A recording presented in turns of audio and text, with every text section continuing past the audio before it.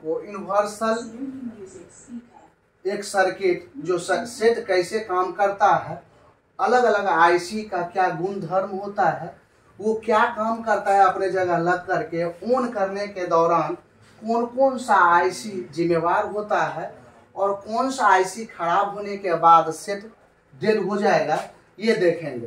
तो सबसे पहले कोई भी सर्किट हम यहाँ बूट केबल लगा करके स्विचिंग अगर हम देते हैं, यहाँ पे स्विचिंग देते हैं, तो डीसी सप्लाई मशीन अगर कोई स्विचिंग नहीं लेता है तो सेट कहीं ना कहीं ओपन है। क्या है? सेट ओपन है। या तो ऑन ऑफ स्विच ओपन होगा, या 2600 मेगाहर्ट्ज से 13 मेगाहर्ट्ज का जो बैंड बना रहा है वो ओपन होगा, या पीएम को जो वोल्ट मिल रहा है वी बैट वीपीएच वो ओपन होगा।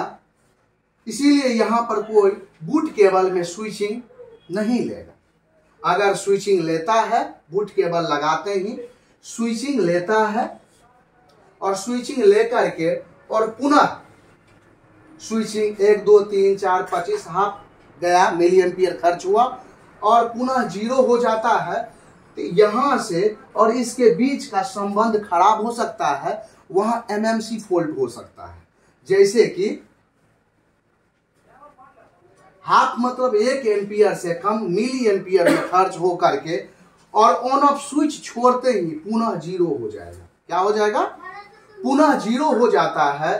तो पीएम आईसी को वोल्टेज मिल रहा है, ये मालूम है, इसलिए कि ये स्विचिंग लिया, लेकिन बक वोल्ट में दिक्कत हो सकता है। इसके बीच में जो संबंध है, I2C प्रोटोकॉल के बीच में जो संबंध है उसमें खराबी हो सकता है, उसको ट्रेसिंग करेंगे।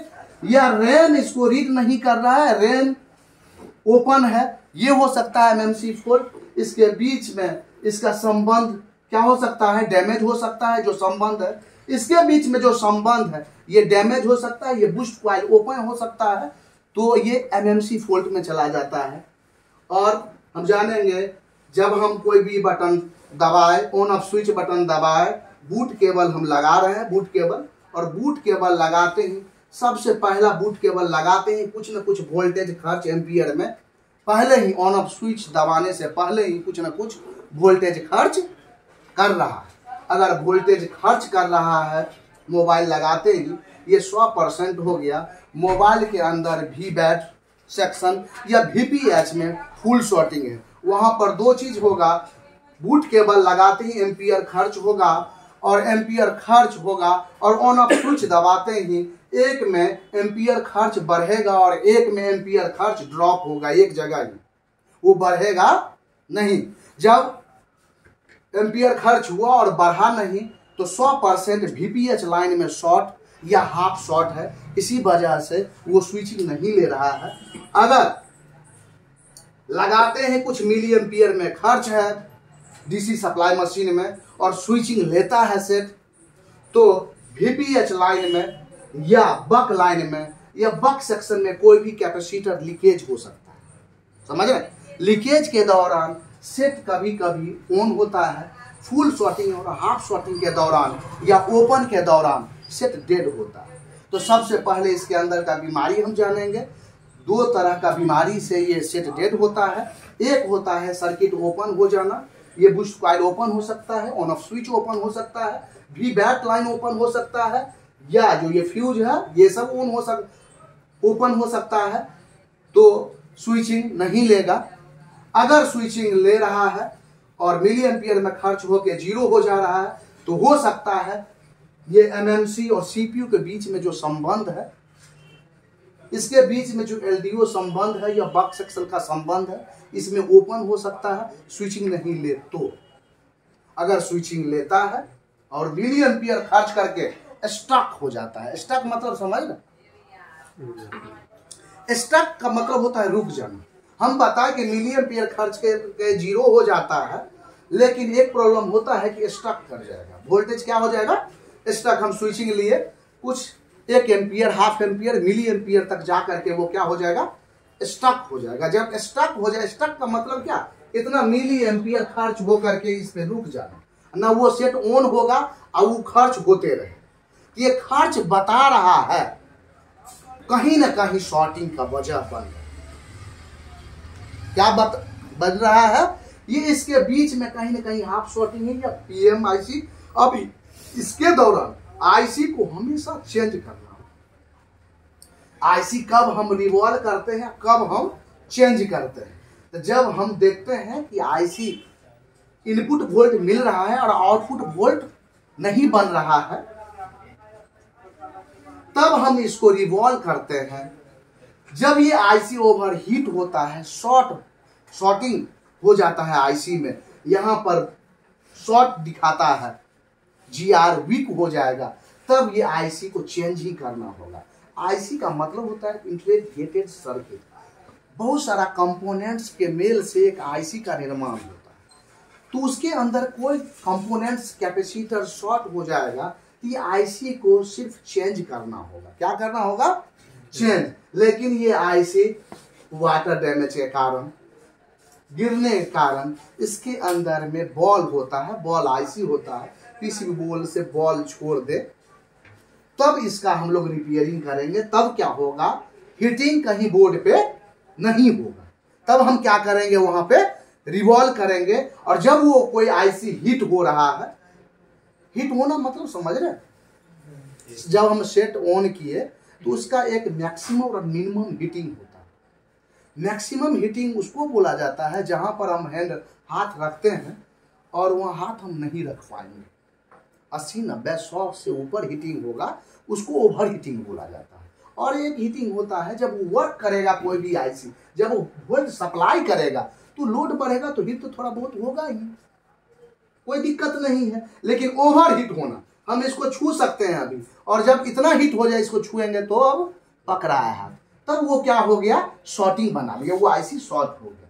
तो कब हम रिवॉल्व करेंगे, कब हम चेंज करेंगे? चेंज का मतलब समझे, ये रिप्लेस करेंगे। इस आईसी को मॉडल नंबर से हम मार्केट से ला करके चेंज कर देंगे और एक समय में इसको हम रिवॉल्व कर देंगे। रिवॉल्व का मतलब इसको निकाला, एक एंटेंसिल पर बॉल बनाया और फिर डाल दिया, प्रॉब्लम सॉल्व हो जाएगा। लेकिन जब ये ओवर हीटिंग होगा, ये आईसी शॉर्ट कर गया है, तब इसको रिप्लेस करना होगा, आईसी दूसरा लगाना होगा। तो स्टक के बारे में बता रहे हैं। तो स्टक दो तरह का स्टक होता है, एक होता है मिली एम्पियर में स्टक होना और एक होता है 1 एम्पियर में स्टक होना।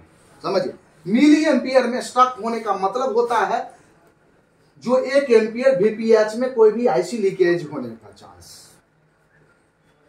और 1 एम्पियर से ज्यादा स्टक होने का मतलब है कि सबसे ज्यादा एम्पियर कहां खर्च हो रहा है मोबाइल के अंदर, ये आपको मालूम होना चाहिए। सबसे ज्यादा खर्च कौन करता है? CPU, master. क्या करता है? सबसे ज्यादा ये मास्टर खर्च करता है। ये बक सेक्शन से चलता है, वोल्टेज से, और इसमें जैसे ऑक्टा कोर से अलग अलग कोर होता है, उसको चलाने के लिए अलग अलग वोल्ट होता है। समझ रहे?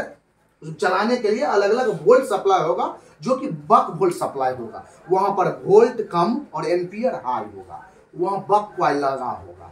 और जब ये शॉर्ट हो जाएगा तो 1 एम्पियर से ज्यादा का ये स्टक, स्विचिंग देते ही 1 एम्पियर से ज्यादा स्टक करेगा। समझ रहे? 1 एम्पियर से ज्यादा जब स्टक होगा तो क्या खराबी होगा? एमएमसी में। 1 एम्पियर से कम स्टक होगा तो क्या खराबी होगा? पीएमआई में, पीएम में। समझ रहे? अब दूसरा चीज जानेंगे, मिली एम्पियर और 1 एम्पियर में अंतर क्या? मिली एम्पियर का मतलब होता है 1 एम्पियर से हाफ, और 1 एम्पियर का मतलब होता है 1 एम्पियर। हम 2 एम्पियर दे 1 एम्पियर खा गए, आधा तो वो खर्च हो गया। समझ लेकिन, और एम्पियर खर्च से मालूम चलते, लेकिन एक एक जो भी चीज लगा है इस पे हम जंपर कर सकते हैं। यहाँ पे है, जब ओपन लाइन होगा, अगर ओवीपी ओपन हो जाता है, इसको हम बाईपास जंपर कर सकते हैं। इस कैपेसिटर के जीआर से इस कैपेसिटर के जीआर में हम जंपर कर देंगे तो क्या हो जाएगा? जो ये वोल्ट इधर से इधर 5 वोल्ट नहीं दे रहा है, ये देना चालू हो जाएगा और चार्जिंग लेना चालू हो जाएगा। तो इसको हम ओवीपी को जंपर कर सकते हैं, कोई दिक्कत नहीं। ये फ्यूज में जंपर कर सकते हैं, आंख मूंद के सीरीज लगा हुआ जंपर कर सकते हैं यहाँ पे। लेकिन इस पे कभी जंपर नहीं करेंगे, बूस्ट कॉइल बक कॉइल पे कभी जंपर नहीं करेंगे, हम इस पे कभी जंपर नहीं करेंगे। जब भी हम रिप्लेस करेंगे, ये बूस्ट कॉइल लगा हुआ तो बूस्ट कॉइल ही रिप्लेस होगा। क्या होगा? बूस्ट कॉइल रिप्लेस हो जाएगा। लेकिन इस लाइन में शॉर्टिंग का वजह क्या हो सकता है? अगर ये लाइन फुल शॉर्ट आ जाए तो वजह क्या हो सकता है, ये देखेंगे। वजह यहां पर जीनर डायोड, वजह यहां पर कैपेसिटर जो पैरेलल रूप से लगा है इस लाइन को शॉर्ट, ये कैपेसिटर शॉर्ट कर सकता है, ये कैपेसिटर शॉर्ट कर सकता है, ये कैपेसिटर शॉर्ट कर सकता है। जो पैरेलल कंपोनेंट्स है वही शॉर्ट हो सकता है। बक सेक्शन में ये कैपेसिटर शॉर्ट हो सकता है, ये कैपेसिटर शॉर्ट हो सकता है, ये शॉर्ट हो सकता है, ये शॉर्ट हो सकता है। जब यहां पर बक सेक्शन में शॉर्टिंग, बक सेक्शन में कम से कम 60 से कम नहीं होना चाहिए।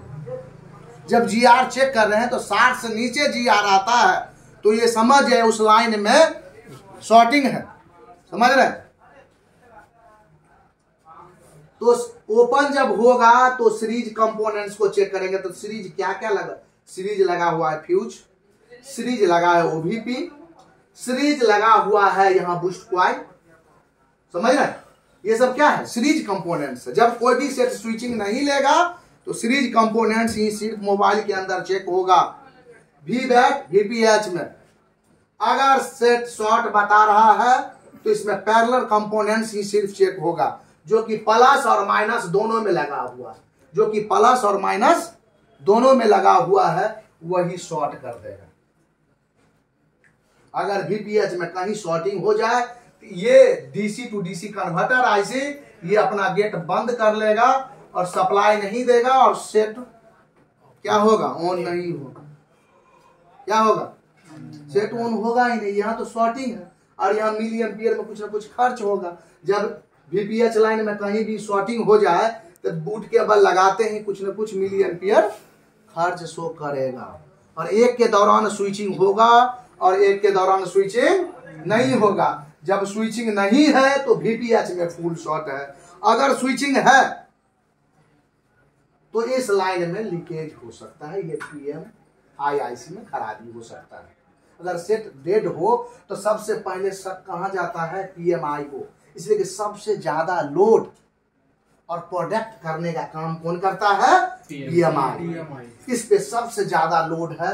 अब एक लोड देख लीजिए, वीबैक का लोड है 5.2, दूसरा लोड देखिए वीबैक का लाइन है, और तीसरा देखिए वीपीएच का लोड है।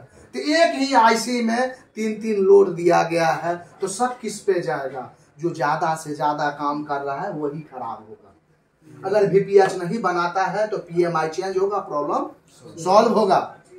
हम बताएंगे इसको डायग्नोस करने का नियम बोर्ड पे। जो चीज हम यहाँ पे डायग्राम बना के बताए हैं वही एक बोर्ड पे ओरिजिनल रूप से उसको ट्रेस करके बताएंगे। ठीक, आज बस यहीं तक।